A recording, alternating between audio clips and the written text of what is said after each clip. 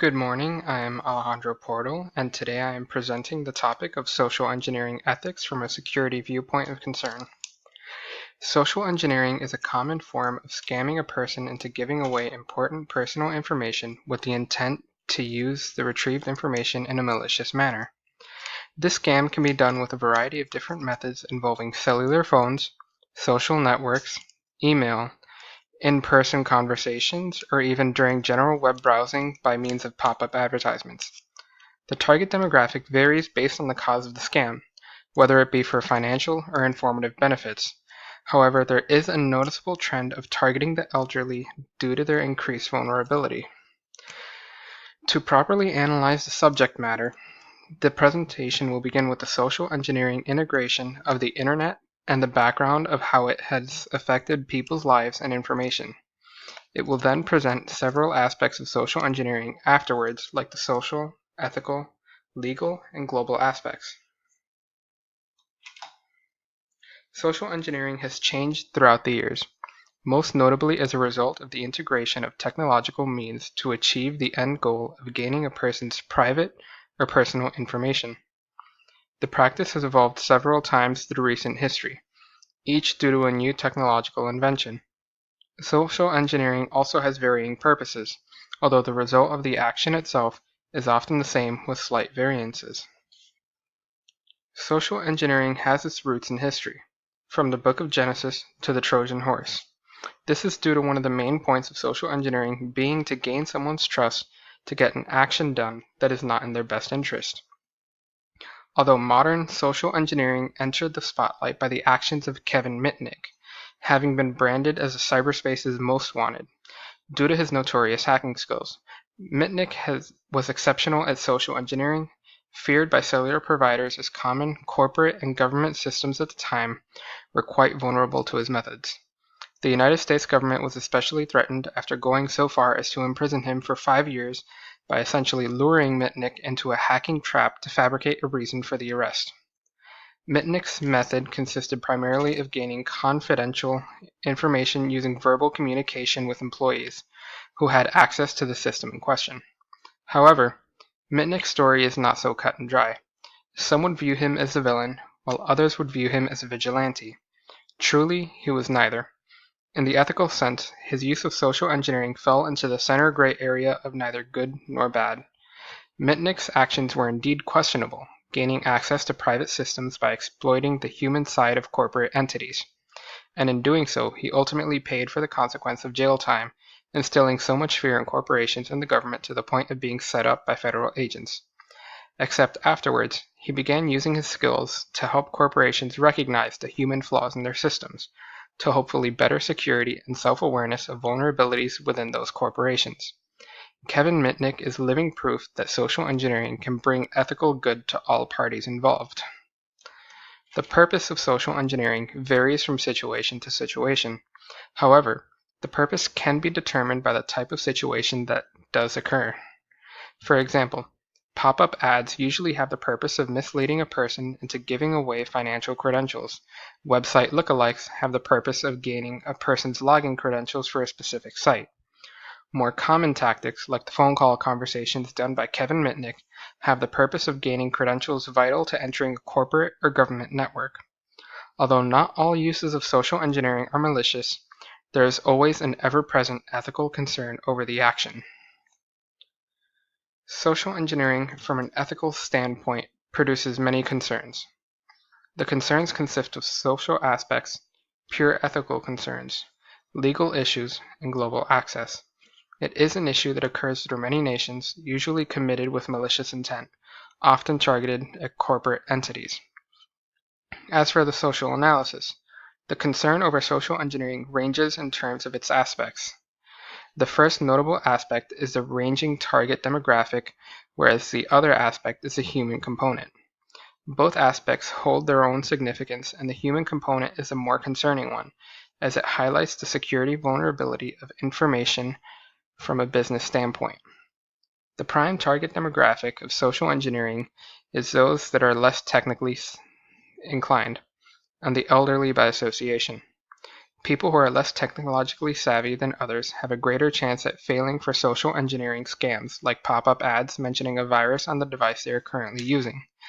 This is due to their lack of attention or their tendency to be more trusting of others. Although often the most notorious use of social engineering are done on employees of a corporation. This opens a concern over the importance of understanding security and handling important corporate information with great care, as an employee could easily be tricked by experienced social engineers. Corporate security often revolves around the technological aspect of the business. However, time and time again, it has been proven that the human aspect of a business is always the weakest link in a business's security. A study has even tested the severity of the human aspect in businesses by successfully targeting bank employees and convincing the targets into unknowingly installing malware into the bank's networks. Moving on to the ethical analysis. The ethical concern over the topic has varying interpretations depending on the intent, actions committed, and the outcome. Often frowned upon, it is a widespread issue that occurs within and between several nationalities. The consensus over social engineering is that it is performed with malicious intent, painting the action as that of an ethical low. However, that conclusion could not be further from the truth, as it should be determined on a case-by-case basis. Like other types of hacking, social engineering has its positive uses. For example, Mitnick Security established its businesses on evaluating corporations based on how they fare against social engineering means of attack. Kevin Mitnick, however, is potentially the strongest counter to people who believe hackers can never be good for the industry. He did harm in his early adulthood, but also turned around and created a path of ethical good in his business, aiding corporations in tightening up their means of security. That is something that not only benefits the corporations involved, but also the customer base of the corporations, as there is then less concern over vulnerabilities of their personal data. This example is just a drop in the bucket, showing social engineering has both negative and positive ethical properties when viewed from a moral lens. However, the negative properties unfortunately outweigh the positives, as the incentives brought forth by malicious intent are often greater than that of an honest intent, and this tip in the balance has not gone unnoticed. Government entities have noted the significance of the issue and have not ignored the resulting problems, bringing the legal system into the mix. Moving on to the legal analysis. From a legal standpoint, social engineering has a wide range of legal ramifications. However, the main issue does not lie in a lack of legal concern, but in the inability to reliably catch those who commit the crimes, as they are often well versed in covering their online footprints. As per United States legislation, the crime of social engineering with malicious intent can be considered misdemeanors, or even in some cases, a serious federal offense. The action of social engineering could lead to identity theft, a crime which can be charged as either a misdemeanor or a felony, depending on the state it was committed in. Another offense would be corporate espionage, which really highlights the global scale of social engineering. Except the legal issue does not end there, as the crimes often extend over national borders, meaning it is not only a domestic crime, but can also be an international crime depending when and where the crime has been committed. As for the global analysis, the action of social engineering has many interesting aspects in the global space. The first notable aspect would be derived from its legal sense, as social engineering often occurs between borders. In other words, it becomes a global issue when the committer initiates on a target in another nation, and the accessibility of this action has been exacerbated by the heavy integration of social media in people's lives.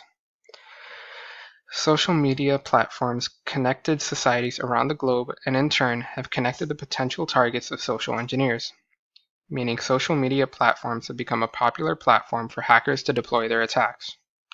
The incentives of using social media platforms grows when the wealth of personal information stored within the platform is accounted for.